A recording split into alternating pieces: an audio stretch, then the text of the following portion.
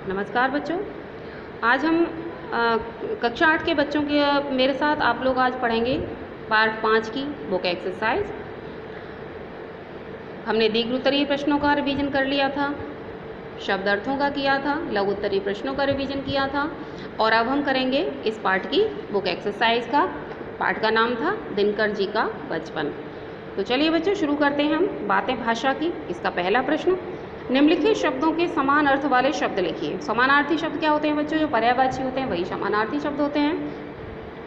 फौज का होगा सेना, विश्वास का भरोसा, मंजिल का लक्ष्य, अवश्य का जरूर, राष्ट्र का देश, वर्ष का साल, हिम्मत का साहस और वक्त का समय। फौज का सेना, विश्वास का भरोसा, मंजिल का लक्ष्य, अवश्य का जरूर, राष्ट्र का देश, वर्ष का साल, हिम्मत का साहस और वक्त का समय। अब आते हैं प्रश्न नंबर 2 पर। निम्नलिखित वाक्यों में मोटे छपे शब्दों के वचन बदलकर दोबारा लिखिए। इसमें जो वाक्यों में जो ये डार्क शब्द हो रहे हैं इनके वचन बदल करके वाक्य को दोबारा लिखना है। तो इसमें पहला है का वाला, दिनकर जी के परिवार का बच्चा भी उनमें शामिल हो गया। तो इसका वाक्य बच्चा का हो जाएगा बच्चे, वचन बदल करके। तो इसका हम लिखेंगे वाक्य, दिनकर जी के परिवार के बच्चे भी उसमें शामिल हो गए। ख वाला है, बचपन में मैंने गोली खूब खेली है। तो गोली का हो जाएगा गोलियाँ। बचपन में मैंने गोलियाँ खूब खेली थी। ग वाला है, स्टेशन पर रेलगाड़ी आ गई थी। तो रेलगाड़ी का हो जाएगा रेलगाड़ियाँ। स्टेशन पर रेलगाड़ियाँ आ गई थीं। घ है, क्या आपने तितली पकड़ी है? तितली का हो जाएगा बहुवचन तितलियाँ। क्या आपने तितलियाँ पकड़ी हैं? दिनकर जी को जलेबी बहुत पसंद थी। तो इसका जलेबी का हो जाएगा जलेबियाँ। दिनकर जी को जलेबियाँ बहुत पसंद थीं। इसके बाद प्रश्न नंबर 3 है, निम्नलिखित शब्दों में प्रत्यय जोड़कर विशेषण बनाइए। तो इसमें प्रत्यय जोड़ करके विशेषण बनाने हैं। पहला है इसमें विभाग प्लस ईय। तो इसका हो जाएगा विभागीय।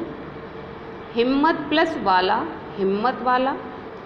पत्थर प्लस इला, पथरीला। इच्छा प्लस इत, इच्छित। रक्षा प्लस इत, रक्षित। कैद प्लस ई, कैदी। बर्फ प्लस इला, बर्फीला। साहस प्लस ई, साहसी। इसके बाद अब आता है प्रश्न नंबर 4, निम्नलिखित वाक्यों में उचित विराम चिन्ह लगाकर पुनः लिखिए। कुछ विराम चिन्ह लगा करके, क्योंकि इन वाक्यों में कोई भी विराम चिन्ह नहीं लगा हुआ है तो हमें विराम चिन्हों को लगाकर कहाँ कहाँ कौन सा विराम चिन्ह लगेगा ये देखते हुए और हमें इस वाक्य को पूरा करना है, विराम चिन्ह लगाना है।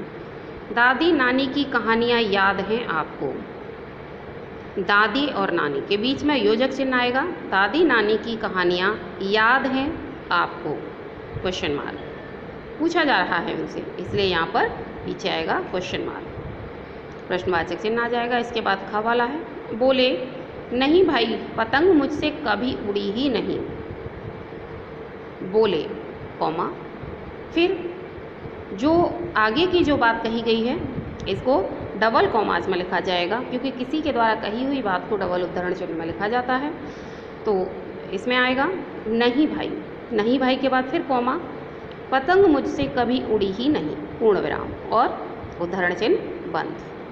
तो ये दोहरा उद्धरण चिन्ह इसको हम बोलते हैं, ये हम दोहरा उद्धरण चिन्ह इसमें लगाएंगे। अगला है गा वाला, दिनकर जी स्कूल मास्टर, सब रजिस्ट्रार, प्रचार विभाग के अफसर, प्रोफेसर, संसद सदस्य, वाइस चांसलर और हिंदी सलाहकार रहे।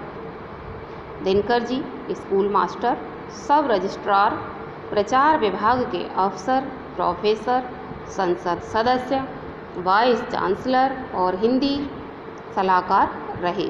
तो इसमें कहाँ कहाँ कॉमा और कहाँ कहाँ विराम चिन्ह लगेगा तो इसके बारे में आएगा। Dinkar ji school master, comma, सब रजिस्ट्रार, कॉमा, प्रचार विभाग के अफसर, कॉमा, प्रोफेसर, कॉमा, संसद सदस्य, कॉमा, वाइस चांसलर और हिंदी सलाहकार रहे, पूर्ण विराम। इसके बाद अगला है घ वाला, उन्होंने बालक से पूछा क्या मैं उतर जाऊं? तो इसमें लगेगा उन्होंने बालक से पूछा, योजक चिन्ह। इसके बाद फिर वही डबल उद्धरण चिन्ह आएगा, दोहरा उद्धरण चिन्ह यहाँ पर लगेगा, क्या मैं उतर जाऊं? प्रश्नवाचक चिन्ह और उद्धरण चिन्ह बंद। इसके बाद ण वाला है, अर्चना जी बोली आप फिल्में देखते हैं, हाथी मेरे साथ ही देखी। तो इसका हम लिखेंगे अर्चना जी बोली, योजक चिन्ह, और उसके बाद फिर डबल उद्धरण चिन्ह में आएगा आप फिल्में देखते हैं, क्वेश्चन मार्क, प्रश्नवाचक चिन्ह, हाथी मेरे साथी, इसको डबल को सिंगल कोमा उद्धरण चिन्ह में लिखेंगे, हाथी मेरे साथी, सिंगल उद्धरण चिन्ह में, देखी, फिर प्रश्नवाचक चिन्ह और उद्धरण चिन्ह बंद। तो इस तरह से बच्चों आपको ये विराम चिन्हों का इन वाक्यों में प्रयोग करना है। इसके बाद अगला प्रश्न है, निम्नलिखित शब्दों में से जिनमें नुक्ता लगता है उन्हें छांटिए और नुक्ता लगाकर पुनः लिखिए। तो जिन जिन शब्दों में यहाँ पर नुक्ता लगता है, नुक्ता का मतलब होता है कि वो हमारी हिंदी भाषा के शब्द नहीं हैं, उनको उर्दू से, फारसी से या अंग्रेजी से, किसी और भाषा से लिया गया है। उर्दू फारसी में नुक्ता लगता है, तो यहाँ आएगा ज़्यादा, ज के नीचे नुक्ता लगेगा, अफसर, फ के नीचे नुक्ता लगेगा, प्रोफेसर, इसमें भी फ के नीचे नुक्ता लगेगा, साफ, तो यहाँ भी नुक्ता लगेगा फ के नीचे, सिर्फ, फ के नीचे फिर नुक्ता लगेगा, और बाजीगर, तो फिर यहाँ ज के नीचे नुक्ता लगेगा। तो इस तरह से बच्चों आपको ये बुक एक्सरसाइज बहुत अच्छे से तैयार करनी है। इसके स्पेशली जो विराम चिन्ह वाला क्वेश्चन है, प्रश्न है, उस पर आप लोग ज़्यादा ध्यान देंगे, क्योंकि ऐसे प्रश्न अक्सर 9th में 10th में आते रहते हैं। तो बच्चों इनका अभ्यास करते रहिए, घर में रहिए, सुरक्षित रहिए। धन्यवाद।